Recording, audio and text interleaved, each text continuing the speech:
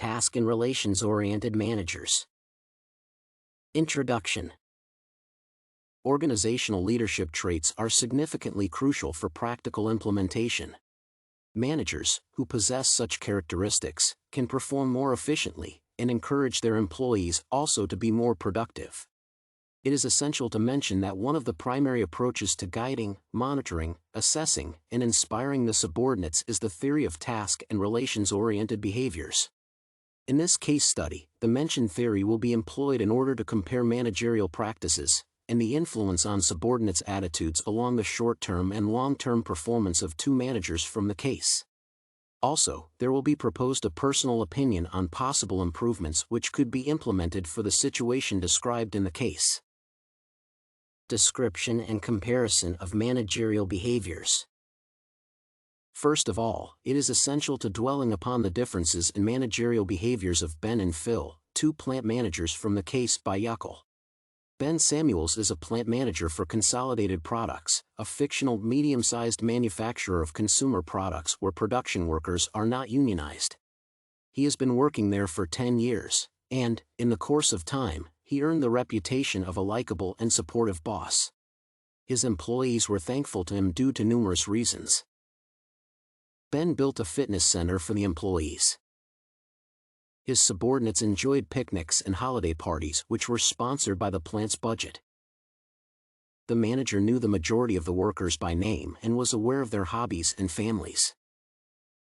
Therefore, it is evident from the mentioned facts that Ben Samuels displayed the relations behaviors style of management to a significantly vast extent. It is not complicated to trace the primary aspects of this management style in Ben's work. Firstly, his support of employees is explicitly represented by several facts, such as the provision of the fitness center and sponsorship of different leisure activities by the plant.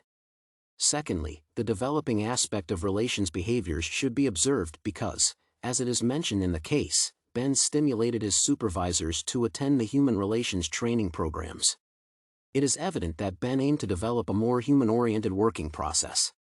Thirdly, it is also possible to mention that the manager executed the recognizing function to a vast extent since he knew most of the workers by name. Additionally, Ben should be considered the proponent of participative leadership because his managerial style was vastly based on power sharing, a delegation of responsibilities, and empowering of his followers. Further, it is essential to describe the second manager in the case and to compare his managerial style with Ben Samuels' approach. After Consolidated Products was acquired by another firm, Ben was asked to take early retirement, and Phil Jones was appointed as a replacement. Phil had brought numerous changes to the order which was set by the previous manager. First of all, he cut the production costs by eliminating such activities as the fitness center, sponsored picnics and holiday parties, and training programs for supervisors. Secondly, Phil set out several means of monitoring his subordinates' activities and performance, including the installation of a computer monitoring system. Thirdly, he ordered his supervisors to establish strict practices and policies, which should be followed under any circumstances. Thus, it is evident that Phil Jones is the proponent of the task-oriented behavior style of management. Based on the description of his managerial style, one could conclude that some specific task behaviors, including clarifying, planning, and monitoring, are easy to trace in Phil's work. First of all, it should be observed that Phil has set out a clear plan of the working process reconstruction from the very beginning. Also, his motto, which is mentioned in the case, clarified the question about the workers who were not able to meet the required standards. Secondly, the supervisors were ordered to develop plans for increasing productivity. Thirdly, the monitoring aspect of the task behavior style is evidently present in the work of Phil Jones.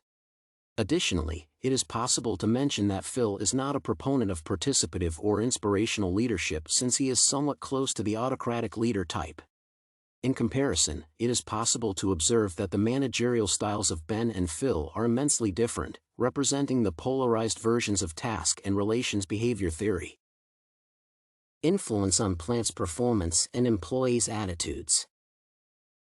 Further, since the fundamental description and comparison of the two managers were given, it is possible to dwell upon the questions of managers' influence on short-term and long-term plant performance as well as the employees' attitudes. Speaking of the plant's productivity, it should be noted that Ben's style of management served for low turnover rates and the development of workers' loyalty. However, the plant held the second worst record for productivity level and expenditures. Under the guidance of Phil Jones, the plant was able to reduce production costs by 20% and to increase the production output by 10%. Nevertheless, the company experienced increased turnover, including 3 supervisors and several competent machine operators, who are difficult to replace. Concerning the employees' attitudes, it is possible to observe that under Ben's guidance, the workers felt valuable, needed, and recognized.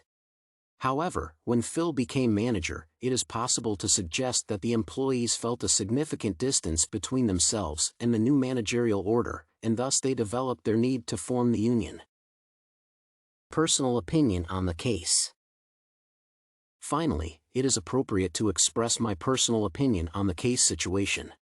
Hypothetically, if I were given a chance to be the manager of the consolidated products plant, I would implement the policy which would be both beneficial for the subordinates' satisfaction and the plant's performance.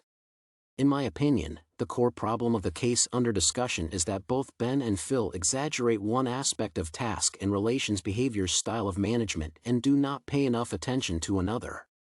Therefore, the solution should be proposed. To increase both satisfaction and performance, it is essential to implement a balanced version of the task and relations-oriented leadership. For example, it is possible to give the employees access to the fitness center, but it should be of high importance to follow the developed working schedule. Conclusion. In conclusion, it should be noted that the case under analysis represents a significantly important problem of contemporary management. It is evident from the study that the neglect of tasks or relations aspect can harm the productivity of the company and the loyalty of the subordinates. Also, the personal opinion on the case was asserted in order to describe a possible solution to the problem.